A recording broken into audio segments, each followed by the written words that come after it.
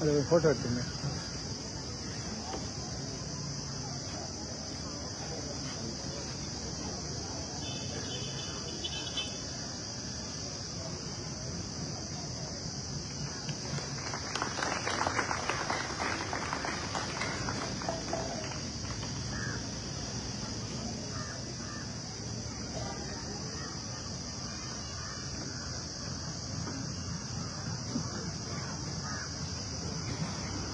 தம்பி உங்களுக்கு எப்படி சொல்கிறீங்களா? செக் பண்ணிட்டு வாப்பா கொஞ்சம்.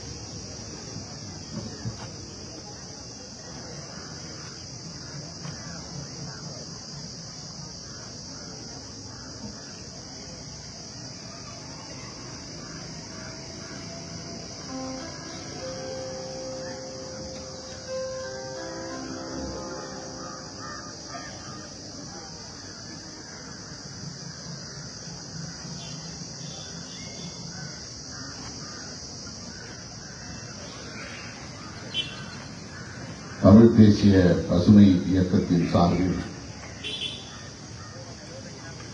ஒருங்கிணைக்க பெற்று வெற்றிகரமாக நடந்து கொண்டிருக்கிற வடமாகாண நலனடுகை மாதம் கார்த்திகை வாசம் மலர் கண்காட்சி தொடக்க விழாவை தலைமை வகித்து சிறப்புரை வழங்கி அமர்ந்திருக்கிற இயக்கத்தின் தலைவர் எனது பெருமதிப்பிற்குரிய அண்ணன் திரு போ ஐங்கரநேசன் அவர்களே, வருகை தந்திருக்கிற நம் அனைவர்களே, இந்நிகழ்வில் பங்கேற்று ஒரு நேரடிய ஆய்வுரையை வழங்கி நாம் ஆற்ற வேண்டிய கடமைகளை விளக்கி உரையாற்றி அமர்ந்திருக்கிற தோழர் நிலாந்தன் அவர்களே, எனக்கு முன்னர் நம்மிடையே நம்முடைய தமிழ் இலக்கிய தரவுகளை எல்லாம் எடுத்துரைத்து நமது இலக்கியம் எப்படி நம்முடைய வாழ்வியலோடு இணைந்ததாக பிணைந்ததாக இருக்கிறது, மரம் குறித்தும் இயற்கை குறித்தும் என்னவெல்லாம் பாடப்பட்டிருக்கின்றன என்பதையெல்லாம் எடுத்துரைத்து மிகச் சிறப்பான உரையை வழங்கி அமர்ந்திருக்கிற யாழ்ப்பாண பல்கலைக்கழகத்தின் மேனாள் தமிழ்துறை தலைவர் பெருமதிப்பிற்குரிய பேராசிரியர் ஐயா சிவலிங்கராஜா அவர்களே, இந்த நிகழ்வில் பங்கேற்று இதனை சிறப்பித்துக் கொண்டிருக்கிற விடுதலை போராளி பெருமதிப்பிற்குரிய அண்ணன் சிவாஜி லிங்கம் அவர்களே, வருகையிலிருந்து விடைபெற்று சென்றிருக்கிற மேனாள் நாடாளுமன்ற உறுப்பினர் கஜேந்திரகுமார் அவர்களே, மற்றும் பல்வேறு இயக்கங்களின் தலைவர் பெருமக்களே, மாணவ செல்வங்களே, எனது அருமை தமிழ் சொந்தங்களே, உங்கள் அனைவருக்கும் என்னுடைய பணிவார்ந்த வணக்கத்தை தெரிவித்துக் கொள்கிறேன். நேரம் மிகவும் கடந்துவிட்டது. மாணவ செல்வங்கள்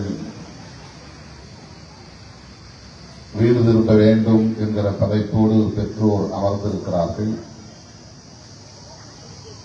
நான் நீண்ட நேரம் எடுத்துக்கொள்ள விரும்பவில்லை. இரண்டாவது முறையாக இந்த நிகழ்வுக்கு என்னை அழைத்திருக்கிற ஐங்கரநேசன் அவர்களுக்கும் தமிழ் தேசிய பசுமை இயக்கத்தை சார்ந்த தலைவர் பெருமக்கள் அனைவருக்கும் என்னுடைய நெஞ்சார்ந்த நன்றியை முதலில் குறித்தாக்குகிறேன். 2002ஆம் ஆண்டு நான் அண்ணன் பிரபாகரன் அவர்களின் அழைப்பை ஏற்று ஈழமண்ணுக்கு வருகை என்ற பொழுது என்னோடு தொடக்கத்திலிருந்து கடைசி வரையில் இருந்தவர், வழிகாட்டியவர், துணை புரிந்தவர் அண்ணன் ஐங்கரநேசன் அவர்கள். அந்த நட்பு இன்னும் அதே வீரியத்தோடு தொடர்வது மகிழ்ச்சி அளிக்கிறது. அவர் மீது நான் கொண்டிருக்கிற பற்றுதல், என் மீது அவர் கொண்டிருக்கிற நம்பிக்கை இந்த உறவுக்கு அடிப்படையாக அமைந்திருக்கிறது. அவருடைய உரையில் என்னை பற்றி சில கருத்துக்களை பதிவு செய்தார். மாணவ பருவத்திலிருந்து நான் தமிழீழம் குறித்து எத்தகைய புரிதலை கொண்டிருந்தேன், ஈடுபாடு கொண்டிருந்தேன், பற்றுதலை கொண்டிருந்தேன், களப்பணிகளை ஆற்றியிருக்கிறேன் என்பதை கோடிட்டு காட்டினார். அண்ணன் பிரபாகரன் அவர்களின் அன்புக்கு பாத்திரமானவனாகவும் இருந்தேன் என்பதை ஒரு சாட்சியமாக நின்று இங்கே எடுத்துரைத்தார். அதற்காகவும் அண்ணன் ஐங்கரநேசன் அவர்களுக்கு நான் இந்த நேரத்தில் நன்றியை சொல்ல கடமைப்பட்டிருக்கிறேன். 1983 கொழும்பிலே நடைபெற்ற இனக்கொலை, பெருங்கலவரம், கருப்பு ஜூலை என்று இன்றைக்கும் நாம் நினைவு கூர்கிற ஒரு கொடூரம் அரங்கேறிய போது தமிழகத்தில் மாணவர் போராட்டங்கள் வெடித்தன. அந்த போராட்டங்களால் ஈர்க்க பெற்றவன், அதன் மூலம் பொது வாழ்க்கைக்கு வந்தவன் திருமாவளவன் என்பதை பல நிகழ்வுகளில் நான் பதிவு செய்திருக்கிறேன். அப்போது நான் சென்னை பல்கலைக்கழகத்து மாணவன், MA குற்றவியல் துறையில் படித்துக் கொண்டிருந்தேன். எனக்கும் இலக்கிய ஆர்வம் உண்டு, கவிதைகள் படிப்பதிலே ஈடுபாடு உண்டு. அப்படி ஈழத்திலிருந்து வருகை தந்து தமிழகத்திலே களப்பணியாற்றிய தோழர்களோடு மாணவர் அமைப்பிலும் என்னை இணைத்துக் கொண்டு, சோல்ட் என்ற அமைப்பிலே என்னை இணைத்துக் கொண்டு அவர்களோடு நான் பயணித்திருக்கிறேன், உரையாடி இருக்கிறேன். பிறகு சட்டக்கல்லூரி மாணவனாக இருந்தபோது அதன் பிரபாகரன் அவர்கள் இந்திய அரசை எதிர்த்து நாங்கள் போராடவில்லை, சிங்கள பௌத்த பேரினவாத ஒடுக்குமுறையை எதிர்த்துதான் போராடுகிறோம் என்று சொல்லி எங்களிடமிருந்து பறித்துக் கொண்ட வயர்லெஸ் ஆர்ம்ஸ் என்கிற கருவிகளை எல்லாம் ஒப்படைக்க சொல்லி உண்ணாநிலை அறப்போராட்டத்தை மேற்கொண்ட போது சட்டக்கல்லூரி மாணவர்கள் 10 பேர் திரண்டு போய் அவரை சந்தித்து எங்கள் ஆதரவை வெளிப்படுத்தினோம். அந்த மாணவர்களை திரட்டிச் சென்றவன் என்கிற முறையிலே என்னுடைய ஈடுபாடு அன்றைக்கு வெளிப்பட்டது. எங்களை அடையாளம் கண்டு மாணவர்களாகிய எங்களை தட்டிக் கொடுத்தவர் அண்ணன் பிரபாகரன் அவர்கள். அதுதான் முதல் சந்திப்பு. அதன் பின்னர் நான் ஒரு இயக்க தலைவனாகி ஈழத்தமிழர் பிரச்சனைகளை கிராமங்கள் தோறும் எடுத்துச் செல்லக்கூடிய போராட்டங்களை முன்னெடுத்த போது வன்னிக்காட்டில் இருந்த அண்ணன் அவர்கள் என்னை அடையாளம் கண்டிருக்கிறார் என்பது எனக்கு தெரியாது. 2002ஆம் ஆண்டு ஏற்பட்ட போர் நிறுத்த ஒப்பந்தத்தின் அடிப்படையில் யாழ் மண்ணில் வீரசிங்க மண்டபத்தில் மானுடத்தின் தமிழ்க்கூடல் நிகழ்வை அண்ணன் கவிஞர் புதுவை ரத்தினதுரை அவர்களின் தலைமையில் ஒருங்கிணைத்த போது தமிழகத்திலிருந்து அழைக்கப்பெற்ற 5 பேர்களில் நானும் ஒருவர். புதுவை ரத்தினதுரை அவர்கள் வெளிப்படையாக சொன்னார், உங்கள் பெயரை முன்மொழிந்தவர் அண்ணன் பிரபாகரன் அவர்கள்தான், எங்களுக்கு உங்களை பற்றி எதுவும் தெரியாது என்று சொன்னார். அப்படி அண்ணன் அவர்களால் அடையாளம் காணப்பட்டு இந்த மண்ணுக்கு அழைத்து வரப்பட்டவன் அப்போது எனக்கு அறிமுகமானவர் அண்ணன் ஐங்கரநேசன் அவர்கள். அண்ணன் அவர்களோடு நான் எடுத்துக்கொண்ட புகைப்படங்கள், வீடியோக்கள், அவரோடு உரையாடிய காட்சிகள், உணவருந்திய காட்சிகள் எல்லாவற்றையும் அன்றைக்கு ஊருக்கு எடுத்துச் செல்ல வேண்டாம், அந்த ஆட்சியாளர்கள் பறித்துக் கொள்வார்கள், இங்கேயே இருக்கட்டும் என்று சொன்னார் அண்ணன் பிரபாகரன்.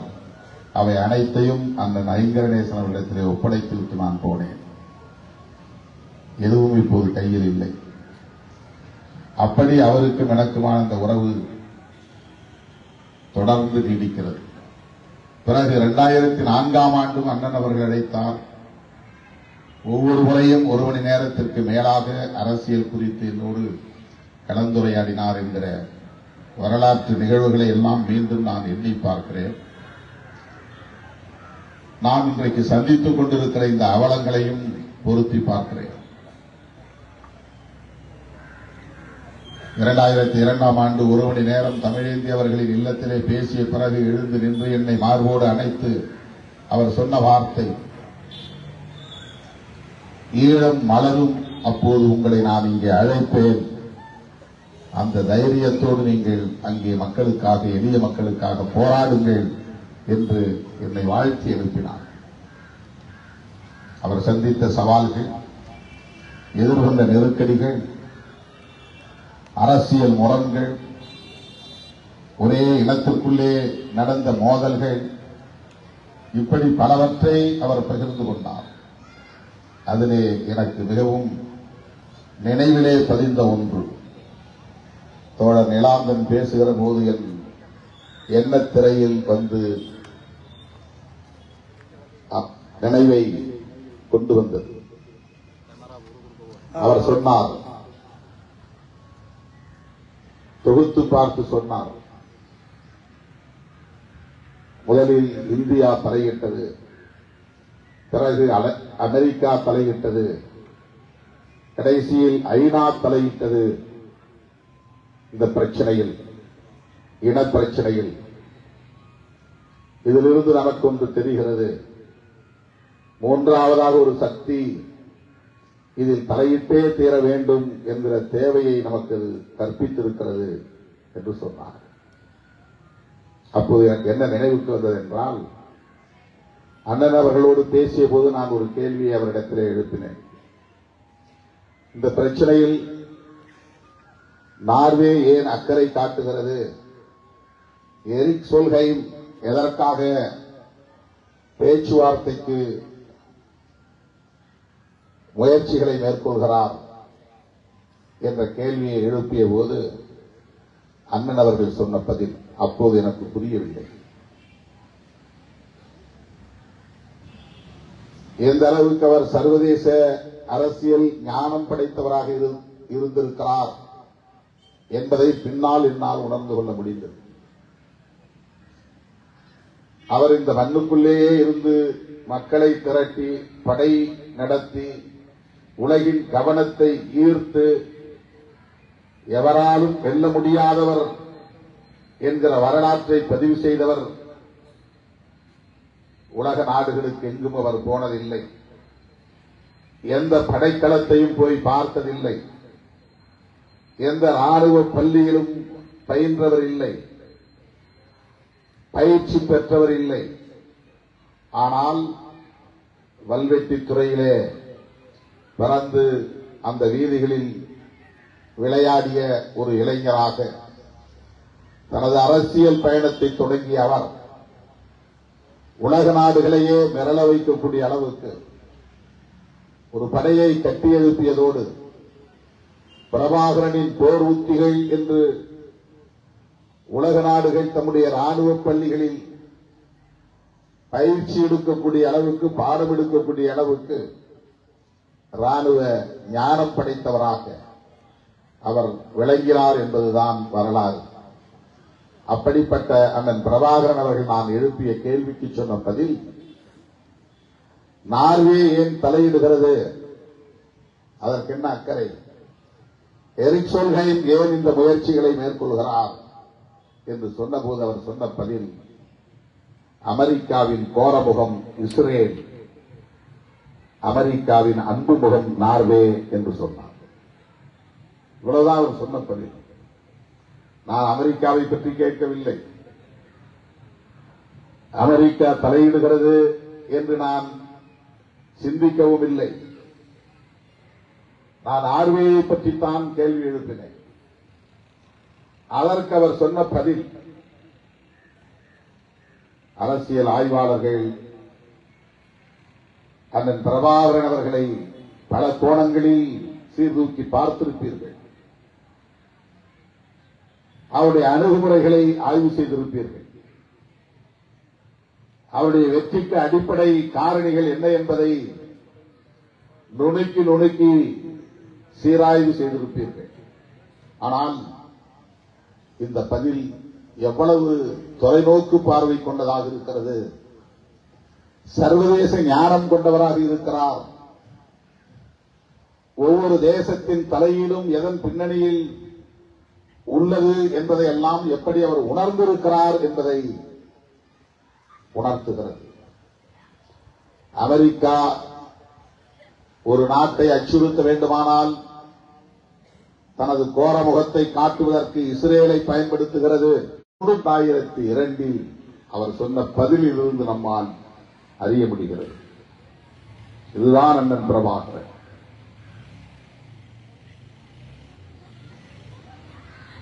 மாவீரர் நாள் உரை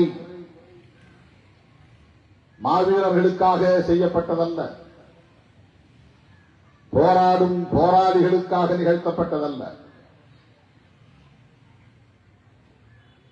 களத்தில் நிற்கும் தமிழ் சொந்தங்களுக்காக மட்டுமே அவர் பேசிய உரை அல்ல. அவர் என்ன பேசப் போகிறார் என்பதை உலக நாடுகளே அந்த நாளில் காத்திருக்கும். உலக நாடுகளின் கவனத்தை ஈர்க்கக்கூடிய வகையிலே அவருடைய உரை ஒவ்வொரு மாவீரர் நாளில் அமைந்திருக்கிறது. சிங்களவர்கள் மட்டுமல்ல, இந்திய ஆட்சியாளர்கள் மட்டுமல்ல, உலக நாடுகளின் தலைவர்கள் மாவீரர் நாளில் பிரபாகரன் என்ன பேசப் போகிறார் என்பதை ஆவலோடு காத்திருக்கும். ஆண்டில் ஒரே ஒரு முறைதான் பேசுவார். ஒரு ஆண்டில் ஒரே ஒரு முறைதான் பேசுவார். ஒரு நாளைக்கு 10 மேடைகளில் நாம் பேசுகிறோம். ஒரு ஆண்டில் ஆயிரக்கணக்கான மேடைகளில் நாம் பேசுகிறோம். ஆனால் ஒரு தலைவர் ஒரு ஆண்டில் ஒரு முறைதான் பேசுவார். உலக நாடுகள் அவர் என்ன பேசப் போகிறார் என்பதை ஆவலோடு காத்து கிடந்து கவனிக்கும். அப்படி அவர் ஆற்றிய உரைகள் மிக மிக நுட்பமானவை, ஆழமானவை, தொலைநோக்கு பார்வை கொண்டவை. நட்பு சக்திகள் யார், பகை சக்திகள் யார் என்பதை வெளிப்படுத்தக்கூடியவை. அவருடைய உரைகளை மீண்டும் ஒரு முறை நாம் எடுத்து படிக்க வேண்டும். அந்த உரைகளில் எந்த இடத்திலும் அவர் இந்திய அரசை பகை சக்தியாக முன்னிறுத்தவில்லை. பேச்சுவார்த்தைக்கு அழைத்த போதும் சரி, அதற்கு முன்பும் சரி, அதற்கு பின்பும் சரி, IPKF வந்த நிலையிலும் சரி, அதை எதிர்த்து யுத்தம் நடத்திய போதும் சரி, இந்திய அரசை ஈழத் தமிழர்களுக்கு எதிரான ஒரு சக்தி என்று எந்த இடத்திலும் அவர் பதிவு செய்யவில்லை. உணர்ச்சி வயப்பட்டு கூட அவர் அப்படி எந்த இடத்திலும் பேசவில்லை. ஆதங்கப்பட்டு இந்திய அரசு இப்படி எங்களுக்கு துரோகம் செய்யலாமா என்று கூட அவர் பதிவு செய்யவில்லை. அவருக்கு ஒரு புரிதல், உலகத்தில் எத்தனையோ பல நாடுகள் இருந்தாலும்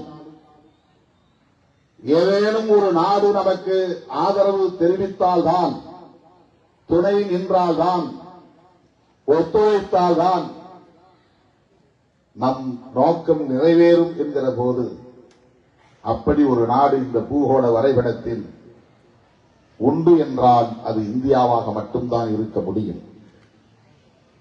இந்தியாவால் மட்டும்தான் முடியும். இந்தியா நம்முடைய நோக்கங்களை ஏற்றுக்கொண்டால்தான், நம்முடைய அரசியலை ஏற்றுக்கொண்டால்தான் அது வெற்றிகரமாக அடுத்த கட்டத்தை நோக்கி நகரும். இது எழுதப்படாத விதி, தவிர்க்க முடியாத விதி. இதை உணர்ந்தவர் அண்ணன் பிரபாகரன் அவர்கள். அவருடைய வயர்லெஸ் ஆர்ம்ஸ் எல்லாம் பிடிக்கிறாங்க. ஐஜி மோகன்தாஸ் சீஸ் பண்றார். உடனே அவர் சாகுவரை உண்ணாவிரத போராட்டம், இந்திரா நகரிலே அவர் தங்கியிருந்த இல்லத்திலே அந்த உண்ணாவிரதத்தை மேற்கொள்கிறார். எம்ஜிஆர் ஊட்டியிலே மலர் கண்காட்சி தொடங்கி வைக்கிற நிகழ்ச்சியில் பங்கேற்பதற்காக போய்விட்டார். அப்போது ஒட்டுமொத்த தமிழ் நாட்டின் காவல்துறை தலைவராக இருந்தவர் ஐஜி, இப்போதுதான் டிஜிபி, அப்போது ஐஜி மோகன்தாஸ். இந்த உண்ணாவிரத போராட்டம் தெரிந்தவுடன் நாங்கள் ஓடோடி போய் அவருக்கு ஆதரவு தெரிவித்து முழக்கங்களை எழுப்பினோம் அந்த இல்லத்தின் வாசலில். ஐயா வீரமணி அவர்களும் மருத்துவமனையில் இருந்து ஓடோடி வந்தார் அங்கே இல்லத்திற்கு. நாங்கள் வந்ததை பார்த்து வெளியே வந்து அண்ணன் பேசும்போது சொன்னார், அவருடைய மொழியில் அவர் நிறுத்தி நிறுத்தி பேசியது இன்னும் எனக்கு நினைவில் இருக்கிறது, பசுமையாக இருக்கிறது. அவர் சொன்ன வார்த்தை, நாங்கள் இந்திய அரசை ஒருபோதும் எதிர்ப்பதில்லை, எங்கள் துப்பாக்கி துவக்குகிறேன். இந்திய அரசுக்கு எதிராக நாங்கள் பிடிக்கவில்லை, சிங்கள பௌத்த பேரினவாத அரசுக்கு எதிராகத்தான் நாங்கள் பிடிக்கிறோம். இதை முதலில் இந்த அரசு புரிந்து கொள்ள வேண்டும். அதே நிலைப்பாடுதான் தோழர்களே கடைசி வரையில் அவருடைய உரைகளில் நமக்கு தெரிகிறது. மாவீரர் நாள் உரையில இந்திய அரசை ஒரு பகை சக்தியாக நிறுத்தாமல் அவர் உத்திகளை கையாண்டார் என்பது ஒரு செய்தி, மிக முக்கியமான செய்தி. இன்னொரு செய்தி நான் பல மேடைகளில் பதிவு செய்திருக்கிறேன், இங்கேயும் சொல்ல வேண்டியது என்னுடைய கடமை என்று நான் கருதுகிறேன்.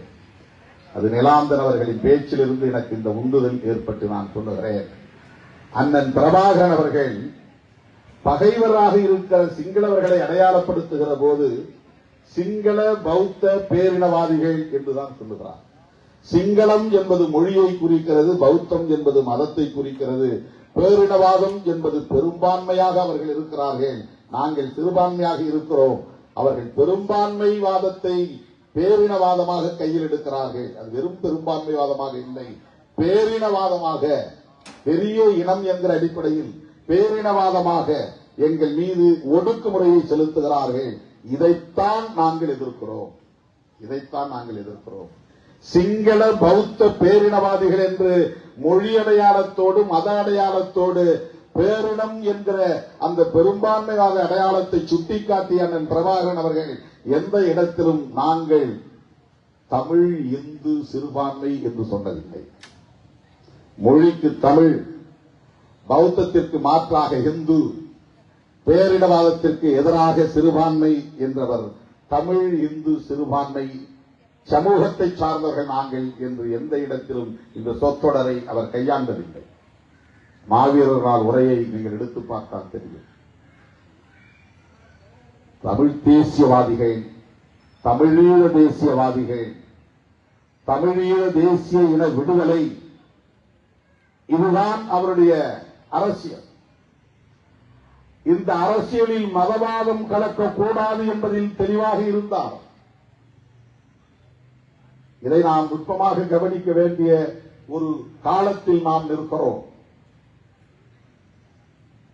தமிழ் தேசியம் என்பது சாதி மதம் என்கிற அடையாளங்களை கடந்த ஒன்று என்பதில் அவருக்கு ஒரு தெளிவு இருந்தது.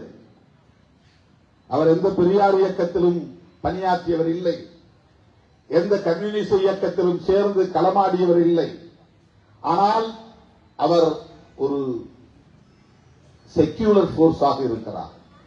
மதசார்பற்ற ஒரு அரசியல் தலைவராக, சாதியை ஒழிக்க வேண்டும் என்கிற அரசியல் தலைவராக, தமிழர்கள் ஒரு தேசிய இனமாக விடுதலை பெற வேண்டும் என்கிற ஒரு விடுதலை போராளியாக, உலகுக்கே வழிகாட்டக்கூடிய ஒரு முன்மாதிரி தலைவராக விளங்குகிறவர் அண்ணன் பிரபாகரன் அவர்கள். அருமை தோழர்களே, இந்த புரிதலில் தான் நாம் ஈழத்தமிழர் சிக்கலை அணுக வேண்டும்.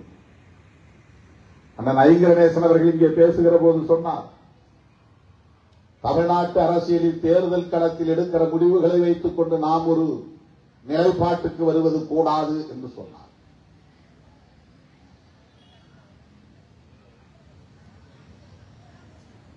இது இளைய தலைமுறையினருக்கு அவர் சொல்லி இருக்கிற ஒரு செய்தி.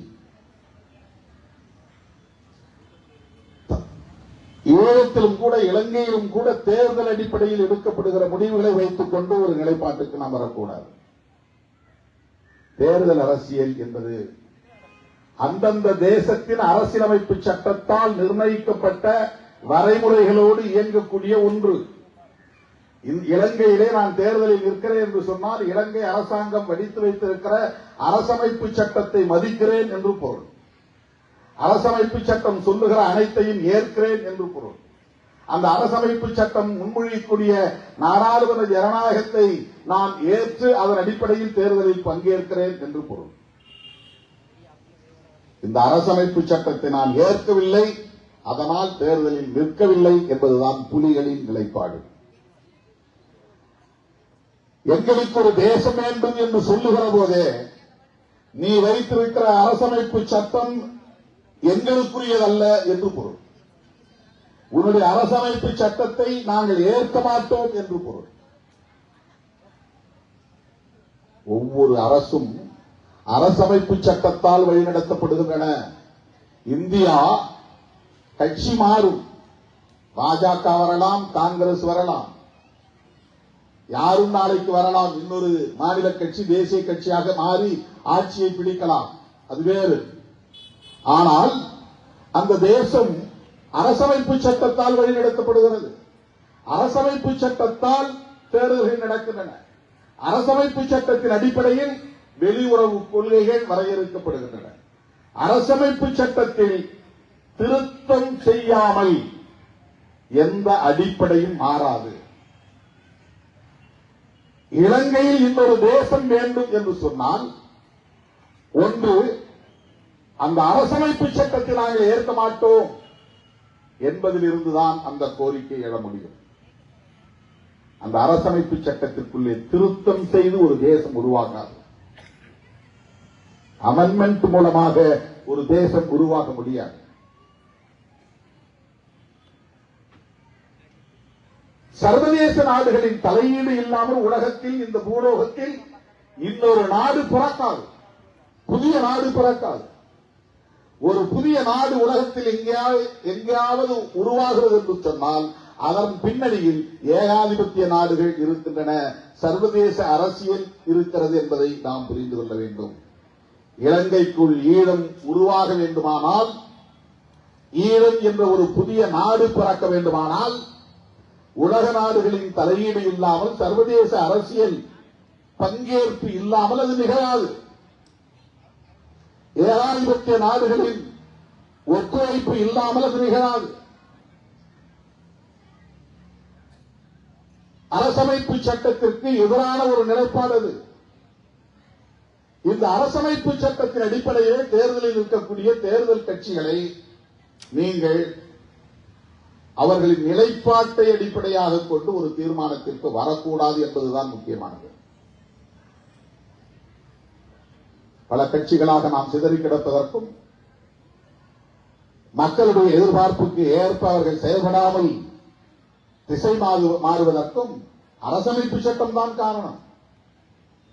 அந்த சட்டத்தை ஏற்றுக்கொள்ளுகிற போது, அதன் அடிப்படையில் இயங்குகிற போது, அந்த காம்ப்ரமைஸ் என்கிற நிலைப்பாட்டை அரசியல் கட்சிகள் மேற்கொள்ள வேண்டிய நிலைக்கு தள்ளப்படும்.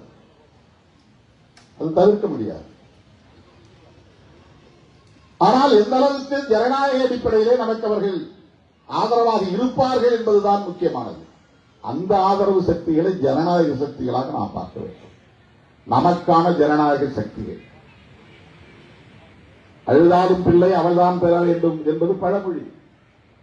ஈழம் வெல்லும், அதனை காலம் சொல்லும் என்று நாம் சொல்லுகிறோம். அந்த ஈழம் எப்படி வெல்லும், யாரால் வெல்லும், எப்போது வெல்லும், இதை தீர்மானிக்கக்கூடியவர்கள் இந்த மண்ணில் இருப்பவர்கள் தான். தமிழ்நாட்டில் என்ன கொந்தளிப்பு ஏற்பட்டாலும் அது ஈழத்தை விடுவிக்காது. அது உங்கள் கொள்கைக்கும், உங்கள் கோட்பாட்டுக்கும், உங்கள் கோரிக்கைக்கும், உங்கள் போராட்டத்திற்கும் ஒரு துணையாக இருக்கும். அவ்வளவுதான். அதனால்தான் நிலாந்தன் சொன்னார், நாம் இங்கே ஒரு தேசமாக உருப்பெற வேண்டும் என்று சொன்னார். தேசமாக உருப்பெறுவதற்கான அரசியல் தான் தேசிய அரசியல். அதுதான் தேசியவாத அரசியல். தேசம் என்பதில் இருந்துதான் தேசியவாதம் உருவாகிறது. நாம் ஒரு தேசமாக உருப்பெற வேண்டும் என்பதற்கான வாதம் தான் தேசியவாதம். நாம் ஒரு தேசமாக உருவாக வேண்டுமானால் நாடாளுமன்ற ஜனநாயகத்தின் அடிப்படையிலே அது நடக்குமா என்றால் நடக்காது. தேர்தலில் போட்டியிட்டு வெற்றி பெற்ற நாடாளுமன்ற உறுப்பினர்களால் அது நிகழ்த்த முடியுமா என்றால் முடியாது. அரசமைப்பு சட்டத்திலே ஒரு திருத்தத்தை கொண்டு வர வேண்டுமானால் இந்திய அரசமைப்பு சட்டத்தின்படி ஒரு அமெண்ட்மெண்ட் வரணும் அப்படின்னு சொன்னா, ஒரு திருத்தம் கொண்டு வர வேண்டுமானால் 2/3 மெஜாரிட்டி இருக்கணும். மொத்தம் 3 மடங்குல 2 மடங்கு பேர் ஆதரவு தெரிவிக்கணும். 2 மடங்கு பேர் ஆதரவு தெரிவித்தால்தான் அரசமைப்பு சட்டத்திலே கை வைக்க முடியும். 300 பேர் இருக்கிறார்கள் என்றால் 200 பேர் அதற்கு ஆதரவு தெரிவித்து வாக்களிக்க வேண்டும். அப்பதான் ஒரு எழுத்தையாவது மாற்ற முடியும் அரசமைப்பு சட்டத்தில். உலக நாடுகள் முழுவதும் அப்படித்தான் அரசமைப்பு சட்டத்திற்குரிய முக்கியத்துவத்தை வைத்திருக்கிறார்கள். அது இலங்கையிலும் அப்படித்தான் இருக்க முடியும். 13th அமெண்ட்மெண்ட் என்பதை நாம் விமர்சிக்கிறோம், ஒரு புறம் இருக்கட்டும். அந்த அமெண்ட்மெண்டை கொண்டு வருவதற்கு இலங்கை நாடாளுமன்றத்தில் தமிழ் நாடாளுமன்ற உறுப்பினர்கள் கொடுத்த அழுத்தத்தின் விளைவாக உருவாகவில்லை. எந்த காலத்திலும் தமிழ் நாடாளுமன்ற உறுப்பினர்கள் 2/3 மெஜாரிட்டி வர முடியாது. ஆகவே கான்ஸ்டிடியூஷனல் அமெண்ட்மெண்ட், அரசமைப்பு சட்டத்திலே திருத்தம் கொண்டு வருவதற்கு நம்முடைய அரசியல் சக்தி போதாது. நான் இங்கிருந்து போகிற அத்தனை பேரும் முயற்சித்தாலும் கூட அரசமைப்பு சட்டத்திலே திருத்தம் கொண்டு வர முடியாது. அரசமைப்பு சட்டத்திலே திருத்தம் கொண்டு வர வேண்டுமானால் சிங்களம் பேசக்கூடியவனும் சேர்ந்து நமக்கு ஆதரவாக இருந்தால்தான், 2 மடங்கு 3 2 மடங்கு பேர் நமக்கு ஆதரவு தெரிவித்தால்தான் அரசமைப்பு சட்டத்திலே திருத்தம் கொண்டு வர முடியும்.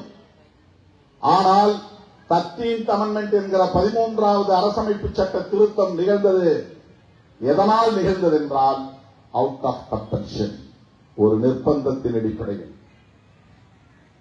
இந்திய அரசின் தலையீட்டில் நாம் போராடினோம் என்பது ஒரு புறம், அவன் பலவீனமாக இருந்தான் என்பது இன்னொரு புறம். இன்னொரு நாடு ஒரு நாட்டின் பிரச்சனையில் தலையீடு செய்கிறது என்று சொன்னால் அதற்கு காரணம் அந்த நாட்டை ஆளக்கூடிய ஆட்சியாளர்கள் பலவீனமாக இருந்தால் மட்டும்தான் தலையீடு செய்ய முடியும். அன்றைக்கு நாம் போராடினோம், அவர்களுக்கு அது தலைவலியாக இருந்தது என்பது மட்டுமே காரணம் இல்லை, சர்வதேச அரசியலும் காரணமாக இருந்தது. அவர் சொன்னதைப் போல அன்றைய அதிபர் ஜெயவர்தனா முதலாளித்துவ நாடுகளின் நண்பராக இருந்தார். அமெரிக்க ஏகாதிபத்தியத்திற்கு ஆதரவாக இருந்தார். இந்தியா அன்றைக்கு ரஷ்ய சார்பு நிலையை எடுத்தது. இந்த சர்வதேச அரசியல் ஒரு காரணமாக இருந்தது. நம்மை இந்திய ஆட்சியாளர்கள் ஒரு துருப்புச்சீட்டாக பயன்படுத்தி சிங்கள ஆட்சியாளர்களை மிரட்டி பணிய வைத்து 13வது அரசமைப்பு சட்ட திருத்தத்தை கொண்டு வந்தார்கள். ஈழத்திலே போராடக்கூடிய போராளிகள் எங்கள் கட்டுப்பாட்டில் இருக்கிறார்கள் என்பதை உணர்த்தக்கூடிய வகையில் அவன் நமது தரப்பாக மாறி ஈழத்தமிழர்களின் தரப்பாக மாறி அந்த ஒப்பந்தத்தை போட்டு அதிலே கையெழுத்திட்டான்.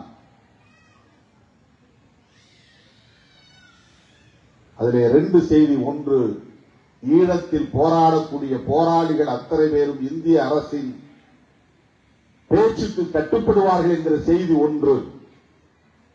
இலங்கை ஆட்சியாளர்கள் பலவீனமாக இருக்கிறார்கள், அதனால் இந்திய அரசு தலையீடு செய்தது என்பது இன்னொன்று. இன்றைக்கும் இலங்கை ஆட்சியாளர்கள் பலவீனமாகத்தான் இருக்கிறார்கள், யாரும் தலையீடு செய்ய முடியும். அதனால்தான் சீனா ஆக்கிரமிப்பு நிகழ்கிறது.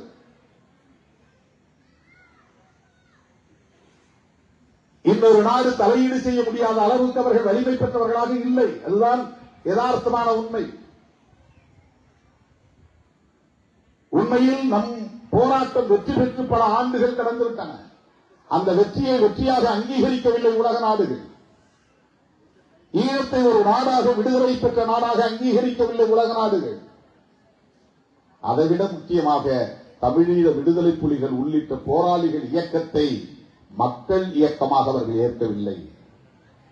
ஒரு தேசிய இன விடுதலை இயக்கமாக ஏற்கவில்லை. ஒரு பயங்கரவாத குழு என்கிற அடிப்படையில் தான், ஒரு டெரரிஸ்ட் குரூப் என்கிற அடிப்படையில் தான் இந்த அமைப்புகளை உலக நாடுகளை பார்த்தன. அந்த ஸ்டிக்மா இன்னும் இருக்கிறது. எனது அருமை தோழர்களே, இந்த பின்னணியில் இருந்துதான் இந்த அரசியலை நாம் உற்று நோக்க வேண்டும். எல்லாம் பழைய கதை, வலி மிகுந்த கதை, ரத்தம் தோய்ந்த கதை, வடுப்பில் நிறைந்த வரலாறு. ஆனால் புதிய இளைய தலைமுறையினருக்கு அது தெரியாது.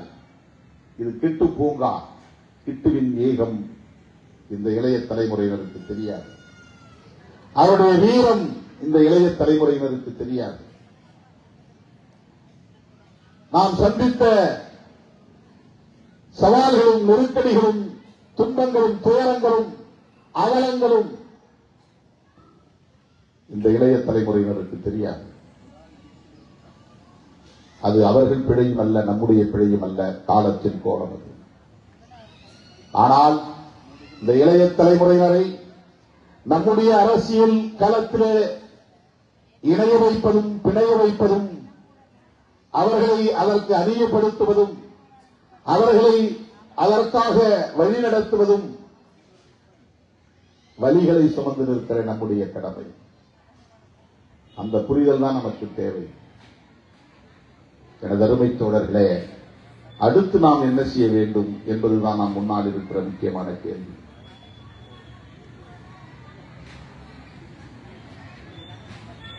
உலக வரலாற்றில் எல்லா விடுதலை இயக்கங்களும் இது போன்ற பல சரிவுகளை சந்தித்திருக்கின்றன, பின்னடைவுகளை சந்தித்திருக்கின்றன, தோல்விகளை சந்தித்திருக்கின்றன. பாலஸ்தீன விடுதலை இயக்கத்தின் வரலாறு நமக்கு தெரியும். யாசர் அராஃபத் என்கிற ஒரு மாமனிதர் சிதறி கிடந்த அவ்வளவு பேரையும் ஒருங்கிணைக்கிற வல்லமை பெற்றவராக இருந்தார். அப்படி இன்றைக்கு சிதறி கிடக்கிற தமிழர்களை ஒருங்கிணைக்கக்கூடிய வலிமை பெற்ற ஒரு தலைமையை நாம் அடையாளம் காண வேண்டும். அதுதான் நமக்கு முன்னால் இருக்கிற மிக முக்கியமான சவால். தமிழ்நாட்டில் யார் தேர்தல் கூட்டணி, என்ன தேர்தல் கூட்டணி என்று தேடுவதல்ல, அதை பற்றி ஆய்வு செய்வதல்ல நம்முடைய நோக்கம், நம்முடைய வேலை. தமிழ்நாடு என்பது 30 மாநிலங்களில் ஒரு மாநிலம்.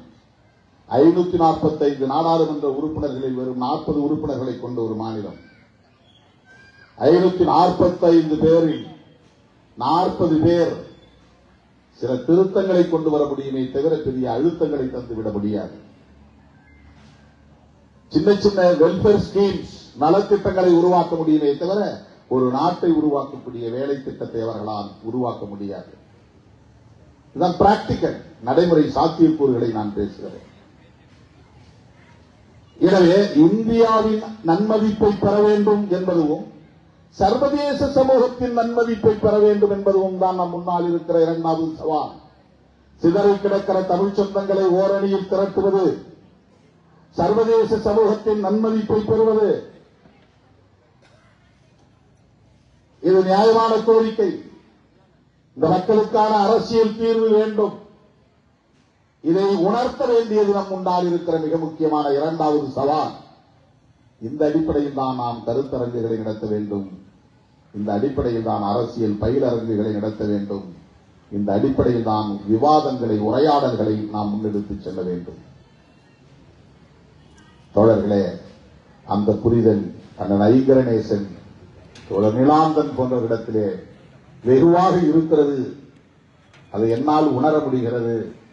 அதை ஒருங்கிணைக்க வேண்டிய பணிகளை நீங்கள் முன்னெடுத்தால் அந்த களத்தில் உங்களோடு திருமாவளவன் என்றென்றைக்கும் ஒற்ற துணையாக இருப்பான் என்பதை சொல்லி இந்த வாய்ப்புக்கு நன்றி கூறி முடிக்கிறேன். நன்றி, வணக்கம்.